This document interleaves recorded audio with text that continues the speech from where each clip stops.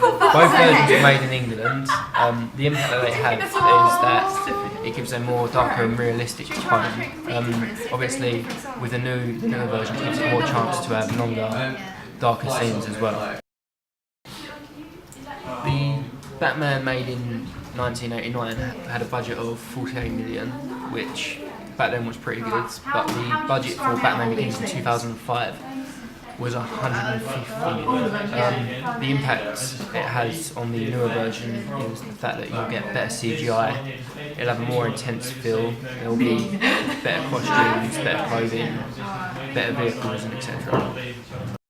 Intended audience for Batman, I would say ages to all ranges from 16 and above, simply because Batman came out in 1989, so there will be people back then who were 16 back then watching it.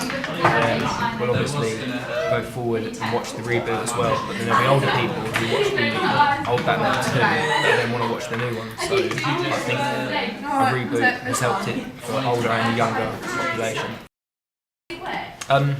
There were actually no other films of the same genre at the time Batman came out. I believe this inspired other films to become more darker, have a more realistic feel to them. But at the same time, it also opened the audience eyes to the fact that comic books can be interesting and the films can be interesting as well. So I think it kind of opened a whole new range of audience. There weren't any social or political issues at the time of the 89 Batman release, but the 2005 Batman release went smooth sailing, but the Colorado shooting last year, when Dark Knight Rises came out, was believed to have been influenced by a man who believed he was the Joker due to watching Batman Begins.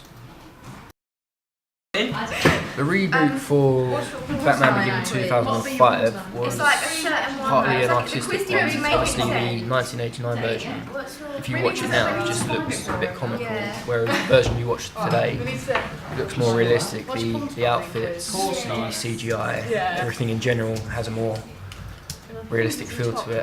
Also, it was for a financial reason that there was a reboot, because Batman and Robin had literally gone off the chart for like 8 years. There was no film to do with them, so all the franchise was dying, t-shirts, lunchboxes, everything was selling out.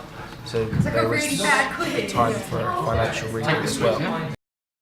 The Batman Begins was marketed with billboards of loads of bat signals, hats, toys, cereal, lunchboxes, loads of merchandise like that. In the 1989 one, it was mainly just selling toys, but it was also quite a big deal in the cinema, so there were advertisements like billboards around for that.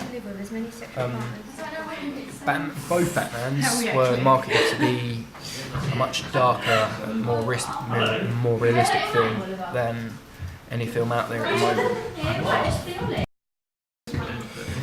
In 1989, the Batman film decided to show the audience how big the set design of Gotham City was. They showed it how they made it look quite a dark place to be, which was a unique thing to show the audience. They also got Prince to do a whole album just for Batman, which also got the audience to go out and buy it, so that was a good way of distributing Batman even more.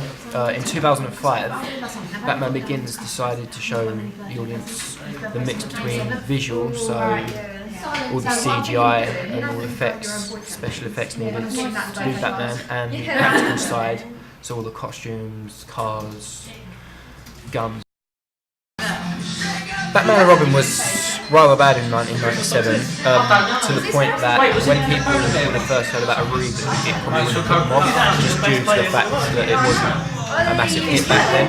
But in 2005, it got a lot darker, obviously, and a lot more realistic, as I've been saying. Instead of back when 1997, when it was a somewhat stupid, surreal kind of movie, things were happening that wouldn't really be realistic.